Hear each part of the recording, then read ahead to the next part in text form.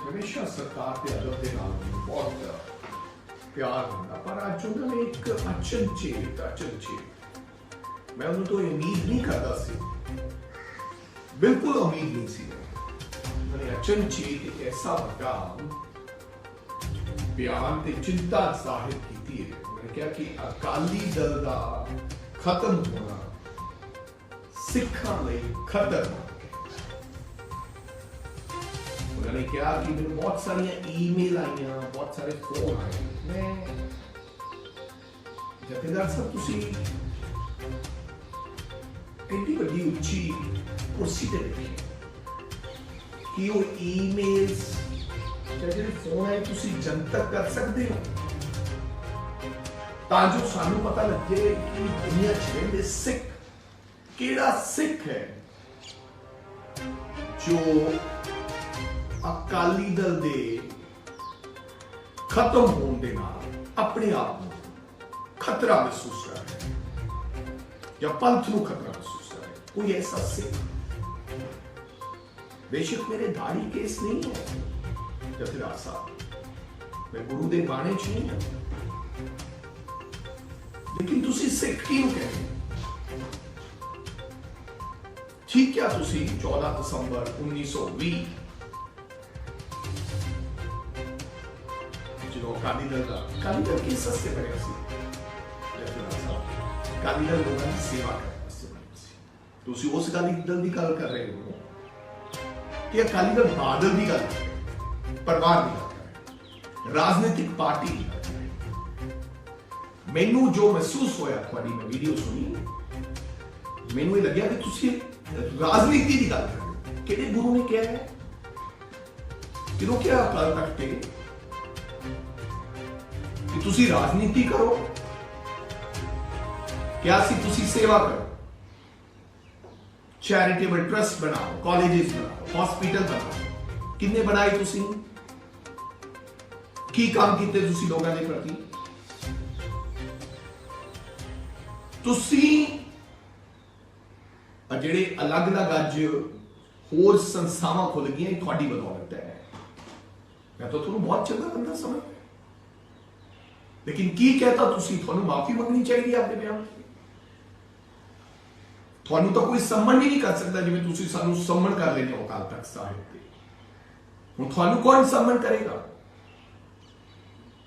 मेरी थानू बेनती है कि तुसी गुरु महाराज दे जाके अरदास करके इस गल दी समूह सिखां तो माफी मंगनी चाहिए थानू कि मेरे तो गलत मेरे मुंह चों ये गल निकली। अकाली दल बनाओ, लेकिन राजनीतिक पार्टी नहीं। यही तो हो रहा है कि हुण थानू बादल वाले ने कहता कि हुण सब कुछ खिलर गया, हुण ज्ञानी जी नूं वरतनी ते हमेशा ही थानू वरते। मैनूं लगदा सी कि तुसीं नहीं मनते जाओगे। की ताकत है कि सुखबीर सिंह बादल हमेशा अकाल तख्त दा जथेदार रहे? जो जी करे उदों लौंगोवाल, टौड़ा साहिब, बीबी जगीर कौर, मक्कड़ साहिब जो मर्जी कठपुतली की तरह नचावे ते फिर जो मर्जी उतार दे। कदे ज्ञानी गुरबचन सिंह, कदे ज्ञानी हरप्रीत सिंह। तुसी बहुत बड़ी उच्ची संस्था ते बैठे हो, थोड़ा रुतबा बहुत उच्चा है। एक ही गल कहती तुसी कि अकाली दल श्रोमणी गुरुद्वारा प्रबंधक कमेटी अजकल हुण अकालियां दी रैली च तुसी लंगर नहीं खवा पाउणा, इस करके तुसी ये गल कही।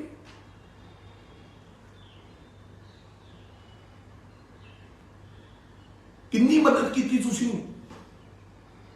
श्रोमणी गुरुद्वारा प्रबंधक कमेटी जो चढ़ावा चढ़ता है वो सारा इन्हां दी रैलियां च असीं लंगर ला ला के उजाड़ता। किसानों नूं लाख रुपए का चेक दिता जिन्हां दा शहीद हो गए, लेकिन तुसी इन्हां दे जथेदारां तो दवाए। तुसी क्यों नहीं आए दे? तुसी पीटीसी नाल सौदा कर रहे हो जथेदार साहब, तुहानूं चिट्ठी लिखी है और मैं हुणे दी लड़ाई लड़ांगा तुहाडे नाल।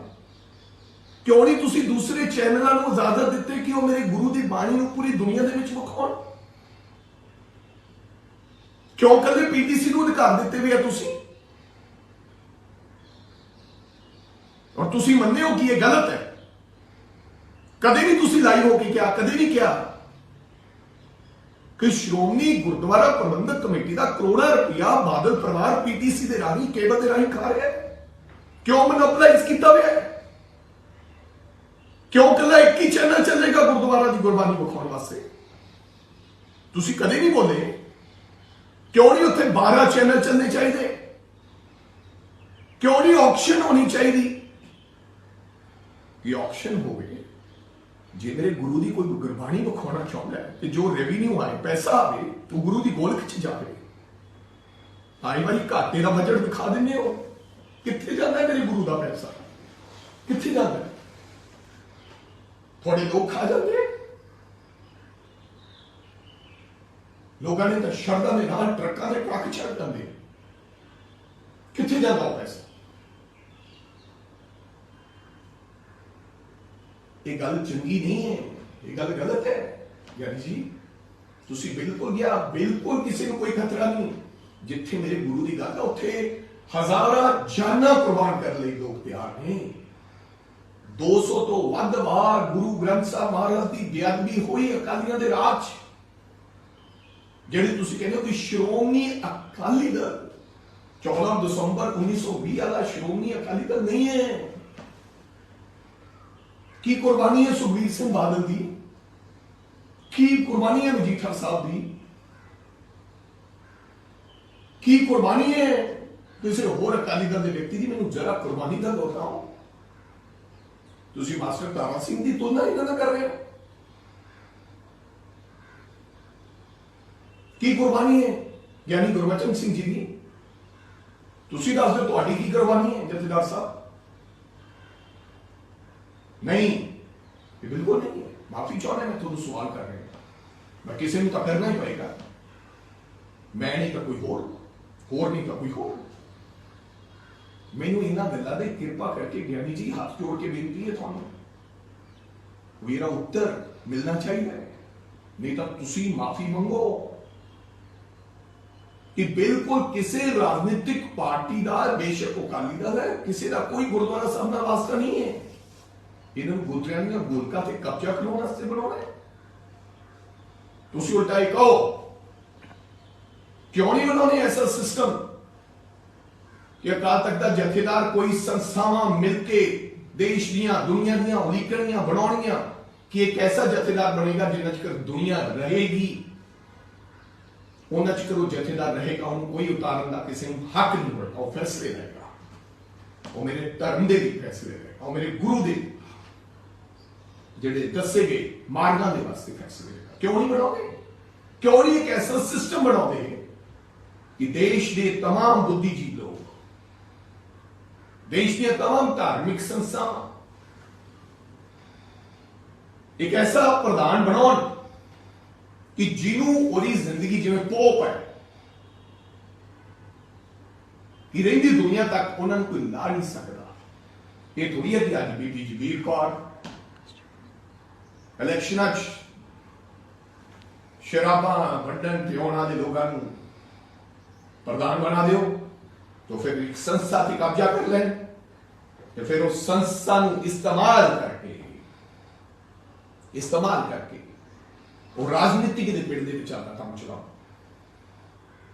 थोड़ा हिसाब लेने वाला असि मंग देंगे कोई नहीं है। क्यों नहीं जन तक सोशल ऑडिट कराओगे? तुम श्रोमणी गुरुद्वारा प्रबंधक कमेटी का चंगे सिखा को सोशल ऑडिट कराना चाहिए। बजट देने तो पहला थोड़ा पता होना चाहिए वो सोशल ऑडिट करेंगे। कदे जनतक अकाल तख्त ते बैठे तुसी सोशल ऑडिट की गल की है ताकि पता लगे कि श्रोमणी गुरुद्वारा प्रबंधक कमेटी दे विच कित्थे लोकां दे मत्था टकाई का पैसा खराब हो रहा है। कि बीबी जगीर कौर दे घरे तां नहीं 5 कारां खड़ियां जिहड़ियां तेल ते ड्राइवर चल रहे हैं ते श्रोमणी गुरुद्वारा प्रबंधक कमेटी तनख्वाह दे रही है? कि वो तुहाडे घरे तां नहीं खड़ियां? कितनियां कारां खड़ियां? सेवा वास्ते होना है, जो तो सेवा वास्ते होना है तो फिर ये कुछ नहीं होना चाहिए। जे सेवा वास्ते नहीं होना तो फिर राजनीति चाहो, तुसी भी एमएलए लड़ लो। गड्डी भी रखो, ड्राइवर रखो, 10 जथेदार भी रखो, सिंह सहवान, सिक्योरिटी भी रखो। वो थोड़ी सिक्योरिटी क्यों कर बादशाह वाले लोग साडे सिख भरा 20,000 रुपया उन्होंने तनख्वाह क्यों? मैं रोज ये देखता है कि जेड़ा कालियां का कोई बंदा होंगे ये अज ये संस्था का ये हालात किने पैदा किए? तुसी लोगों ने। जथेदार साहब ਨੂੰ ਸੁਖਬੀਰ ਸਿੰਘ ਬਾਦਲ ਦਾ फोन आया, 5 मुंडियां ਨੂੰ नौकरी रख दो, लंबी दे आ रहे। तुसी नहीं देखा वो बीड़ी पी रहा है, वो नशा करता, तुसी ਉਹਨੂੰ नौकरी ते रख दिंदे। समर्पित लोगों ਨੂੰ, गुरु ਦੇ समर्पित लोगों ਨੂੰ तुसी ਤਾਂ ਇੱਕ ਉਹਨਾਂ ਦੀ इंडस्ट्री बनाई नहीं है। जथेदार साहब जवाब चाहिए, सन थोड़े तो जवाब चाहिए।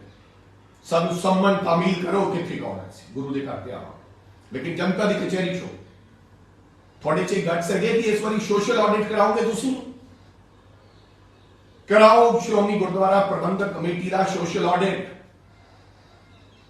ताकि लोगों को पता लग जाए कि कितना पैसा तुसी खे खराब करता, कितना करोड़ा रुपया तुसी लंगर चलाता, किन्ने करोड़ों का तुसी तेल बालता, किन्ने करोड़ा तुसी गुरु की शताब्दी मनाने वास्ते लाता, केड़े टेंट वाले नाल कितना सौदा किया।